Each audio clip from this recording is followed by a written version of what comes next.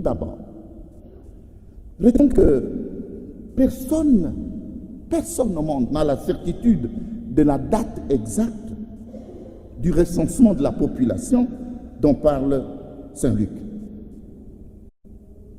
Je précise que cela ne diminue en rien la vérité de l'incarnation du Verbe de Dieu dans l'histoire des hommes et donc la véracité de Noël.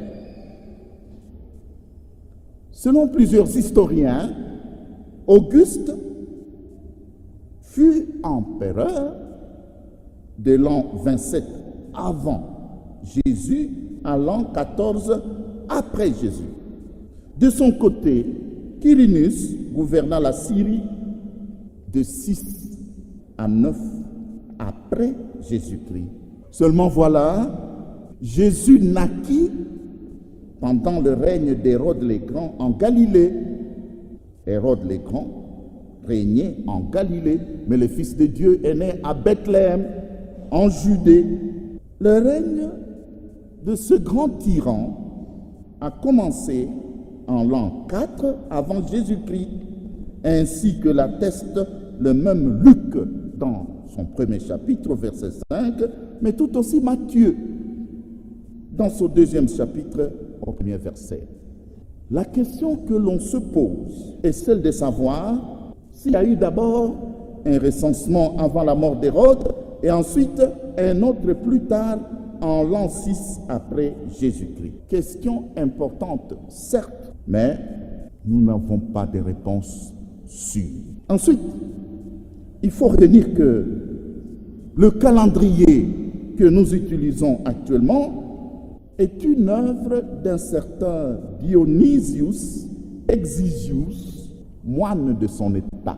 Il calcula ce calendrier, tenez-vous bien, en 550 après Jésus-Christ, longtemps après. C'est donc de lui que nous tenons le calcul des années à partir de la venue de notre Seigneur Jésus-Christ, appelé année 0. En clair, les années avant la naissance de Jésus sont dites avant Jésus-Christ et naturellement, les années après cette naissance sont appelées après Jésus-Christ.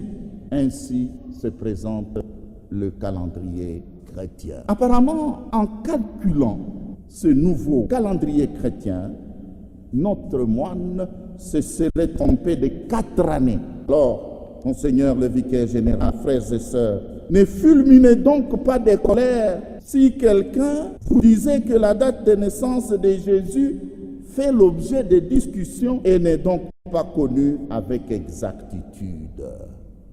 Surtout quand ça vient d'un petit pasteur qui est tombé sur un livre d'histoire et qui découvre cette polémique que les théologiens maîtrisent.